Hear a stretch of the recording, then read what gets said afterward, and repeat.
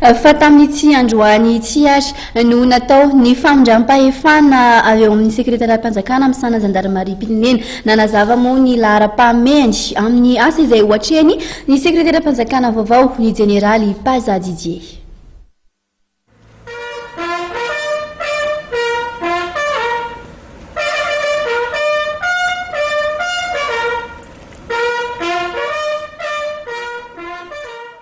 Famindram-pahefana tao anaty firalahina tanteraka no natao androany maraina teny amin'ny sekretariam-panjakana amin'ny sanan'ny zandarmaria pirenena teny Betongolo. Taorian'ny fanaovan-tsony dia nanambara tamin'ny mpanao gazety ny lahara-pahamehana amin'ity departemanta ity ny jeneraly Paza Didier izay lehibean'ny zandarmaria vaovao. Lahara-pahamehana moa tsy mbola miova zany ny fandriam-pahalemana. Misy an'ilay politika izay nataon'ny présidentsika zao le fandriam-pahalemana eny ambanivohitra.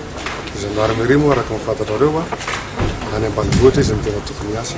Izay zany no lahara-pahamehana anay mba ahafahan'ireo tanitsahantsika ireo mamokatra tsy voakorontany ny asa ratsy. Fantatro na fa tonga helicoptera aloha raha tonga ny helicoptera tsisy problème mihitsy na hampandritsika any ambanivohitra na hiditsika amin'ny valalaka.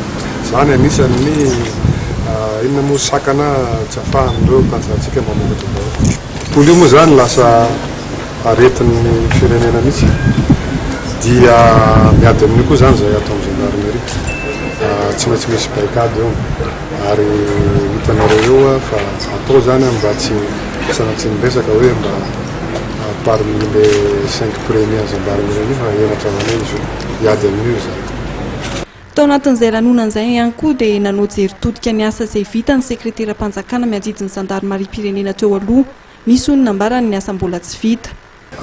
Angamba mety hiverimberina le fanazavako le lesoko tamin'ny fitandronany filaminana dia tsy fandraisany ny sehatra hafa ny adidy sy nandraikitra manandrify azy manazava matetika fa zany sécurité zany tsy hoe ny polisy na ny gendarme na ny miaramila fotsiny ny tompony andraikitra amin'izany fa ny fiarahamonina rehetrarehetra zany nanazava tamin'izay fa na mpampianatra ianao na pasteur ianao na mopera ianao na mpanao tokarena ianao dia mpitandro filaminana na mpanao politika ianao dia mpitandro filaminana satria misy ny ordre politique misy ny ordre économique misy ny ordre social misy ny ordre rehetrarehetra io ny azavaiko hoe mpampianatra ve mpitandro filaminana mpitandro filaminana mpampianatra satria raha ohatra ny ka tsy palalany ny mpianatra ny hoe tsy azo atonga izany mangalatra zany dia mangalatra ny olona mpitandro filaminana koa ny ray aman-dreny raha tsy mandefa ny zanany any am-pianarana izy tsy malala ny fahalalana dia lasa manao tao fahatany mpitandro filaminana ihany koa ny pasteur ny mopera satria